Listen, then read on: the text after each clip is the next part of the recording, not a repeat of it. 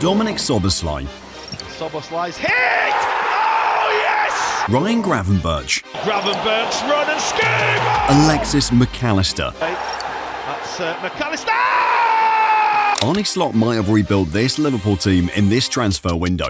Mohamed Salah might still grab the headlines with his goals and the big money signings of Alexander Isak and Wirtz, but the secret to success with this Liverpool team is that trio in midfield. It's how Slot won the league last season. It's how he's planning on doing it again. These three aren't just part of a system, they are the system. Ryan Gravenberch? Sensational. His development arc has somehow gotten better than what it was from last season. The Premier League Young Player of the Season in the 2024-25 campaign has taken his game to a new level. He's scoring goals now, and that's because he knows he's got more freedom to play higher up, unlike last season where he played predominantly as a number 6. Because of Arne Slot's tactical tweak this season, Gravenberch now has the freedom to get into positions closer to the box, as we saw in the game against Everton. Typical finish from a number 8, 2 goals and 2 assists in the 9 league matches he's played this season. That's more league goals than he did in 63 matches before this. But that he's getting into the box more and playing an attacking role doesn't mean he's had a drop-off defensively.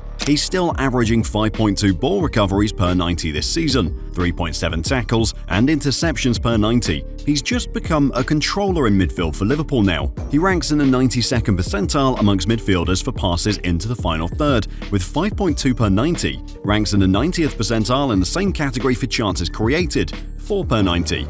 It's again continuing with his trend from last season, an evolution. Liverpool simply doesn't look the same when he doesn't play, even when they won 4-2 against Bournemouth on the opening day of the season, a game Gravenberch couldn't play due to his partner giving birth to his first child. Slot still talked about how the team missed him. But I do talk about a player that was not available last week and not this week, and that's Ryan Gravenberch, who was last season very, very important in these moments as well.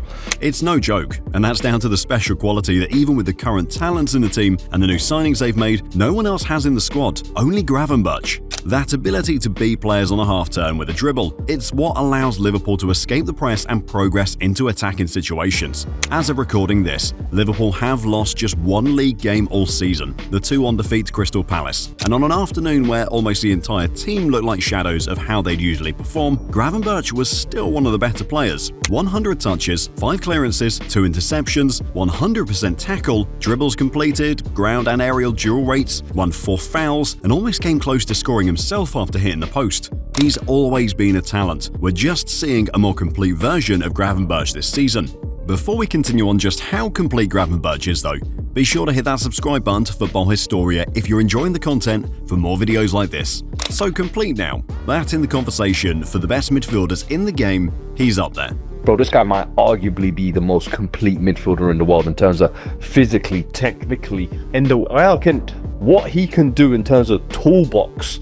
Now, I agree, there's guys like Pedri, there's guys like Bellingham out there, but in terms of all sides as well-rounded, I think you'll find it hard to one that's better than Gravenberch right now. I mean, to be fair, it's got a point. Not many midfielders are as complete, but this isn't an exaggeration, it's the truth. We're talking about a guy who was arguably the best holding midfielder last season. He won possession more times than any other Liverpool midfielder in a title-winning team, 193 times in the league. Made more interceptions with 60 than any other midfielder in the competition last season, and he did all of this despite playing in a position that was supposed to be makeshift. Then you fast forward to this season and he's now adding goal contributions to his game. Physically, he's imposing, hard to knock off the ball. At the same time, he's got the technique to progress with it. Combine all of this together and Gravenberch is a weapon for Arne Slot. But the fact is, he's just 1/3 of that midfield trio for Liverpool. The other one is a Hungarian workhorse. Dominik Szoboszlai. You could argue that he isn't a footballer. He's a Greek supermodel with an N'Golo Kante-built engine to run for days. Because how he manages to work his socks off every game week and still look as cool with his slick hair and that Adidas kit, the man has aura points just for existing. But it's beyond these appearances. Dominik Szoboszlai this season has turned into something Arne Slot has needed in the team, a Swiss Army knife.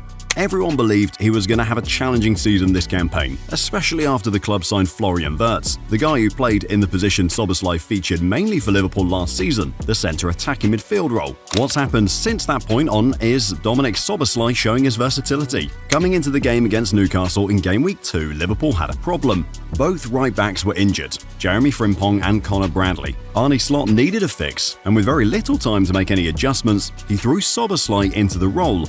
But what he didn't know was how good Szoboszlai would be in it. In the games he's played at right back, it's almost as if he's turned into an Alexander-Arnold regen, but arguably even better. He won 100% of his tackles, completed 39 out of 44 passes into the final third, and even with his passing, his biggest moment came from when he didn't touch the ball. An insane dummy that allowed Rio and Gamoa to score the winner. As if that wasn't good enough, Szoboszlai one-upped himself the next week against Arsenal. He scored a banger of a free kick, another man of the match performance. In the same game, he had 5 recoveries, 6 clearances, 2 tackles, 5 long balls, won all his aerial duels, and was dribbled past just once. Add this to the game-winning free kick and he's been on another level this season. It might seem like a long stretch, but from everything we've seen this season, if the campaign ended now, Dominik Szoboszlai would be top ranking for Liverpool's Player of the Season award.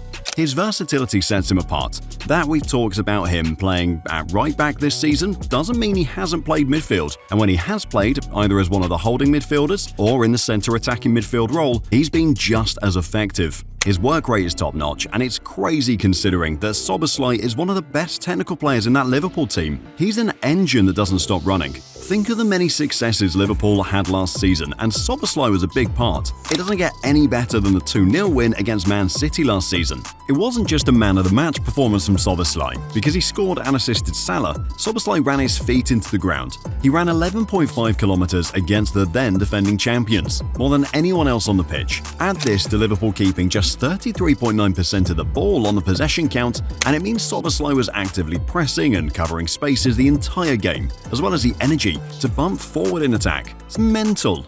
It's continued into this season too. Arne Slot signed a new right-back, got an Academy one as cover, and yet Szoboszlai, a player whose natural position is in midfield, has been the best player in the role. Even when Liverpool did lose to Crystal Palace days back, he was one of the better players. He created 2 big chances in a game where Liverpool lacked creativity, especially in that first half. 4 chances created in total, recovered the ball 11 times. The fact with Szoboszlai is he's another important part of that Liverpool midfield trio, and yet he's still as important even when he doesn't play in midfield. He's a super talented engine, both him and Gravenberch. And now, the third part of that midfield is a genius. Alexis Mac Allister. Just how good is Liverpool's number 10?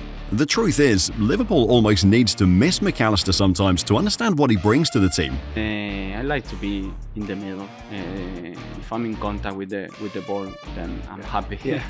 It's where he played last season. He's had to adjust this season with the new tweaks from Slot, but he's still just as effective. Alexis Mac Allister is a genius of a footballer, and he's shown how versatile he can be playing for Liverpool too. When he first arrived under Jurgen Klopp, he had to play as a number 6, a holding midfielder, due to Liverpool's lack of proper solutions in that position.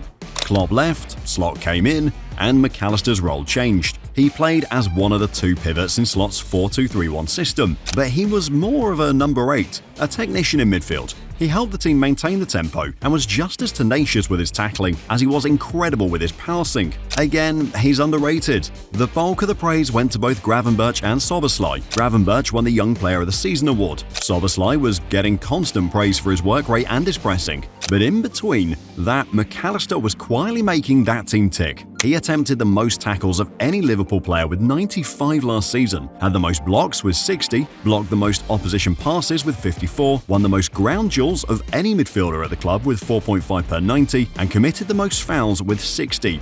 When you add all of this up, what you get is a hard-hitting midfielder who at the same time was able to help Liverpool transition and break between opposition lines. We talked about him starting as a 6 the season before last, and then playing as an 8. At Brighton, Mac Allister was regarded as one of the best number 10s in the league. He can play anywhere in midfield as long as he's in close contact with the ball. He hits the ball just as hard too. Scoring bangers like this on what is supposed to be his weaker foot, it just adds to the package. At 26, he's already won the World Cup and the league with the Reds and wants to win more. And just like that, what you have is a midfield trio that was born out of a mistake. If it had all gone to plan, we could have seen different versions of each one of the three at the club. In the summer of 2023, Liverpool looked to be leading the race to sign Jude Bellingham, only for Bellingham to choose Real Madrid. Moises Caicedo and Romeo Lavia both snubbed Liverpool to join Chelsea. The point is, the club lost out on major transfer targets that season, and Gravenberch became an option they took from Bayern on the final day of the transfer window. Even when the three were at the club in the 2023-24 season, the idea of forming a partnership like this didn't seem possible. Last summer, it was very clear the club needed a proper number 6, a tempo-controlling midfielder. Martin Zubimendi was the primary target, but he rejected the offer to join Liverpool. What then happened was Arne Slot decided to try Gravenberch and Mac Allister in makeshift roles, coupled with Szoboszlai's pressing and technical quality in the central attacking midfielder role, and the rest was what followed after, winning the league and dominating teams. Even with his new signings, Arne Slot must know that he somehow has to keep this trio intact. With Florian Wirtz arriving, the dynamic has changed in midfield. £116 million from Bayer Leverkusen, and so it's understandable that Slot will look for ways to try and fit Wirtz into the starting 11. It'll be crazy to sign a player for that amount and have him play on the bench, but attempting to find ways to play Wirtz means Slot has to tweak the system. He's mostly played Wirtz in the central attacking midfield role this season, but he's also played him as a number 8 and even out wide. The point is that every time Wirtz plays centrally, that dynamic shifts. With his quality, you could make the argument that once Wirtz clicks with this team in that position, it's going to be an upgrade. But until it happens, it's just Slot betting against his system. The best teams in the world have players who constantly evolve. That's what we're seeing with Gravenberch, Szoboszlai and Mac Allister this season. Gravenberch is now adding goals to his game, as well as the ability to progress with the ball and break teams. Szoboszlai is showing his versatility by playing multiple roles and still being as effective. Alexis Mac Allister has had a quieter start to the season in the 3, but there's no doubting his quality. He had a slow start to the season last campaign, and once he picked up, he was Liverpool's best midfielder. You probably can mention midfielders who are individually better. You can pick a duo and make the argument that they're better. But it's almost impossible to find a midfield trio in the game now that's better than these three, and they're the secret to Arne Slot's success. But undeniably, all the focus has been on Liverpool's attack this season. The Premier League record signing as the new number 9, add this to a right winger who constantly wants to score goals and break records, and it's entertaining to see how it all fits for Slot. Click the next video to see how much of a problem this Liverpool attack really is.